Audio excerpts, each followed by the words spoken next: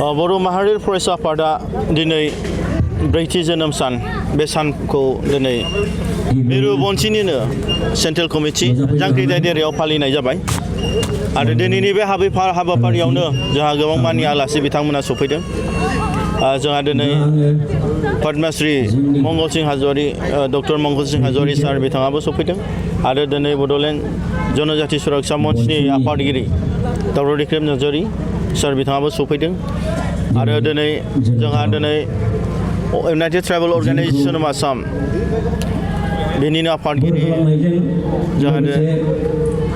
मार्कास बसुमतारी आदा बिथाङाबो सफैदों आरो अल बड' एक्स भलन्टियार फर्सनि भाइस प्रेसिडेन्ट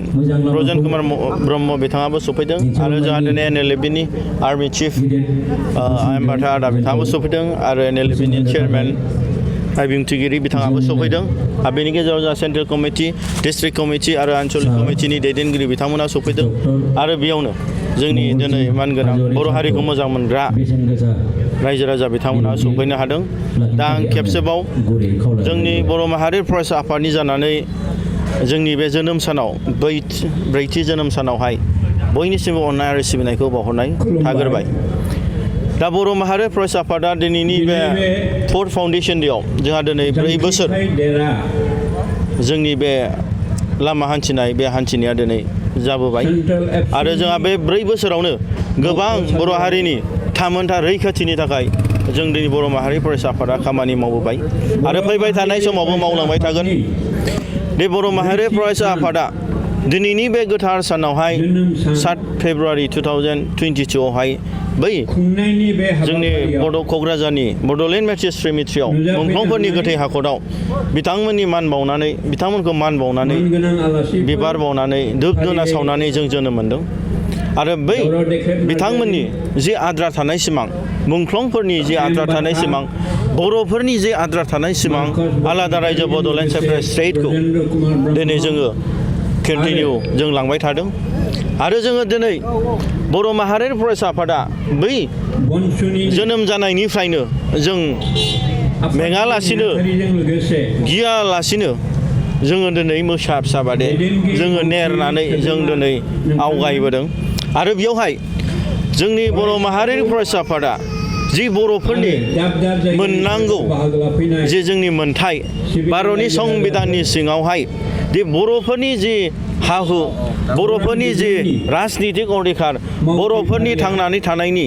जि मोनथाय बेखौसो बर' माहारिनि फरायसा आफादा दिनै डिमान्ड खालामदों बर' माहारिनि फरायसा आफादा सोरनिबा हा-हु सोरनिबा राजनितिक अधिकार सोरनिबा मोनथायखौ जों डिमान्ड खालामनो थाङाखै बर'फोरनि मोनथायखौसो मन्चआ दिनै डिमान्ड खालामनो थांदों आरो बे 4 बोसोर जि जोंनि लामा हान्थिनायावहाय बन्सुआ गोबां गुदुं गुसु जों एक्सपिरियेन्स मोनबोदों आरो जाय जोङो दिनै दिल्लीसिम आसाम सरकारनिसिम जों थांनायावबो गोबां जों सोलोंनो मोनदों आरो बिनि गेजेराव जोंनि जि मोनसे एक्सपिरियेन्स बे एक्सपिरियेन्सनि गेजेराव दिनै जोङो जि डिप्ल'मेसिखौ लानांगौ आरो दिनै जि डिप्ल'मेटिक पलिसिनि गेजेरजों आलादा रायजोखौ जों लाबोनांगौ बेखौबो जों दिनै गोबां सोलोंनो हाबाय आरो बे 4 बोसोर जोरनियावनो जोङो दिनै बर'फोरनि जि आद्रा थानाय सिमांखौ जोङो हायाब्लाबो नाजानानै जों लाबोगासिनो आरो फैबाय थानाय समावबो जों लालांबाय थागोन दा बर' माहारियारि फरायसा आफादा दिनै खुनु दिन जेनाखै खुनु दिन जों रावखौबो गियाखै खुनु दिन रावखौबो जों लाजियाखै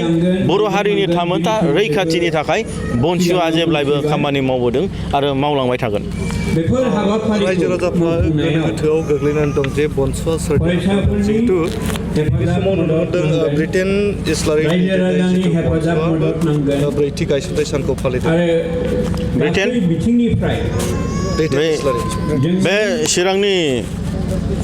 बारग' आफादगिरि बे बन्सुजों एक्सपेल खालामजानाय बिथांमोनाथ' बन्सुनि बर' माहारियारि फरायसा आफादनि जि प्रिन्सिपल्स एन्ड आइडिय'ल'जि जि मोनसे रुल्स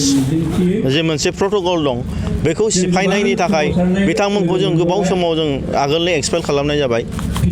आरो बिथांमोनखौ जोङो दिनै क'क्राझार एसपि असिनोबो दे जों रिपर्ट होनाय जाबाय दे बिथांमोनहा दे बनसुनि बिबानगिरि नंला बिथांमोना दिनै बनसुनि जोनोम सान फालिनायखौ जोंहा बुंनो थाङा फालिथों खिन्थु बिथांमोना बनसुनि खुनु माने बनाफाइड बिबानगिरि नङा बिथांमोनखौ बनसुआ सेन्ट्रेल कमिटिया मोखेलपुरावहाय मिटिं जानानै बनसुनि आफादनि बनसुनि नेम निथिनि दिनै बेरेखा मावनायनि थाखाय बिथांमोनखौ जों एक्सपेल खालामनाय जादों बर' माहारि फरायसा आफादा जाय गायसनगिरि बिथांमोननि दैदेनगिरि जोंनि मिरुनि बिथांमोननि आखायावनो दङ आरो बनसुखौ जोंनो दैदेनदों आरो बेयावहाय सानै साथामसो जोंहा जाय एडभाइजार होननानै बुंदोंमोन मनरन्जन दैमारि आरो पबित्रमोनखौ जाय बिथांमोनहा बनसुनि प्रट'कलखौ सिफायनानै सिरि सिरि मिटिं खालामखुमानाय सिरि सिरि सोरखौबा जौ लोंहोनानै सोरनिबा बनसुनि दैदेनगिरियाव नंखाय खोथा होनखुमा होनाय आरो बनसुनि बिरोधि एबा बनसुनि बिरोधि माने बर' हारिनि बिरोधि माखासे गावसिनि पार्सनेल लाबनि थाखाय अबावबा बनसुनि नाम लानानै अबावबा सिन्डिकेट खामानि मावनाय अबावबा माबा मोनसे खामानि मावनाय बेयाव दिनै बिथांमोना बनसुनि प्रिन्सिपाल्सनि बेरेखा मावनायनि थाखाय बिथांमोनखौ जों एक्सपेल खालामनाय जादों आरो बिनि गेजेरावहाय जों मिथिनो मोनदों बे बिथांमोननि जे बनसु आफादखौ लानानै मनरन्जन दैमारि आरो पबित्र बिथांमोना जि मोनसे मतलबि लानानै राजखान्थि जि बेनिफिट्स बिथांमोना जि सिन्था खालामदोंमोन बेखौ जों थोंजोङै होबथानाय जादों मानो होनोब्ला दिनैनि दिनाव नोंथांमोना रायजो राजाया नुनो मोनबाय ससियेल मिडियायावहाय जाय जिनिसखौ गोबाव सम जों बिथांमोनखौ बेफोरबादि बनसुनि बेरेखा खामानि मावनायनि थाखाय जों बिथांमोनखौ जों बैकट खालामनाय जादोंमोन दिनै बे जिनिसा जे बेरगावआव रिसेन्टलि मोनसे प्रेस स्टेटमेन्ट होनाय नुदों जोङो बनसुनि बारग' बोसोनगिरि पबित्र बर' बिथाङा मास्टार नामा मावो आं रिपर्ट मोननायाव दा बिथाङा बेरगावआवहाय एमएलए केन्डिडेट डिमान्ड खालामदों ससियेल मिडिया आं नुदों दा बै सिंनि जि मोनसे हिडन एजेन्डा बिथांमोना दंमोन बे जाय बनसुखौ लानानै दिनै बिथांमोना राजखान्थि गेलेनायनि सोलो खालामदोंमोन बे एडभाइजार सानै बिथांमोना बे जिनिसा थोंजों दिनै रोखा फोरमान जाबाय आरो बेनि गेजेराव बिथाङा बेरगावआवहाय दिनै केन्डिडेट जानो गावखौनो मोनसे पलिटिकेल पार्टिनि टिकेट बिनायखौ जों नुनो मोनबाय दा गासिबो बेफोरखौ नोजोर बोनानै जों बिथांमोनखौ आरो बेलेग बेलेग माखासे आफादनि बेरेखा मावनायाव जों बिथांमोनखौ दोनथ'नाय जादों आरो बेनि थाखाय जों जोबोद खाफाल गोनां बे बिथांमोना दिनै बनसुनि बिबानगिरि नंला दा बनसुनि बिबानगिरि मोनब्ला जोंहा दिनै बदनाम जागौमोन दिनै बनसुखौ जोंहा मोनसे गोथार थांखि लानानैसो जों दिनै जोनोम होनाय जादों जे जोंनि बर' हारिनि थामोनथा रैखाथिनि थाखाय आरो बर'फोरनि आद्रा थानाय सिमांखौ जों मोगथां महर होनो थाखायसो जों दिनै बनसुआ जोनोम जादों सोरनिबा थाखाय जोङो पलिटिकेल पार्टियाव टिकेट मोननो थाखाय बनसुआ जोनोम जायाखै अबेबा मोनसे सिन्डिकेटआव दादागिरि खालामनो थाखाय बनसुआ जोनोम जायाखै दा दिनै बेफोरबादि माखासे केलेंकारिनि थाखाय बिथांमोनखौ जों आउट खालामनाय जादोंमोन बेनि थाखायनो बिथांमोना बे सुबिदाखौ लाफिननो थाखाय माने ग्रुपिजम खालामदों नाथाय आं दिनै मिडियानि गेजेरजों बिथांमोनखौ आं वार्निं हरगोन जों बिथांमोनखौ जोङो मोनसे सुबिदा होदोंमोन बे बिथांमोनखौ खामानि मावफिननो थाखाय नाथाय बिथांमोना दासिमबो बेखौ मानियाखै आरो आं दिनै बे मिडियानि गेजेरजों बेखौनो बुंगोन दे दिनै बिथांमोना दिनै बांद्रायनिफ्राय बारा खामानि बर' बनसुनि बेरेखा मावदों बनसुनि बेरेखा मानि बर' हारिनि बेरेखा नाथाय आं गार्जेन बिथांमोनखौ साबधान जानो थिनगोन बे बनसुखौ दिनै गोबां बर' हारिनि दैदेनगिरि बर' हारिनि आफादफ्रा मोजां मोनो बर' रायजो राजाफ्रा मोजां मोनो नाथाय दिनै बनसुखौ मोजां मोननानै बिथांमोनखौ अबावबा माबा मोनसे समस्या जायोबा बेयाव बनसुनि दाय गैया आरो आं दिनै साफ्रोमबो बिजनेसमेन दैदेनगिरि बिथांमोनखौ आङो बे मिडियानि गेजेरजों बुंगोन दे बिथांमोना बनसुनि नाम लादोंब्ला बिथांमोनखौ जेरावखि मोना मानो हमनानै दोन बेयाव जों बनसुआ बेयाव एक्सन लागोन मानो होनब्ला बिथांमोनखौ जोङो दिनै एसपि आरो क'क्राझारनि असिनो जों मोनसे मेम'रेन्डाम होनानै दोनदों दे बिथांमोना बनसु आफादनि मेम्बार नंलिया बिथांमोना एक्सपेल जाबाय आरो बिथांमोना बनसुनि नाम लानानै अबेबा मोनसे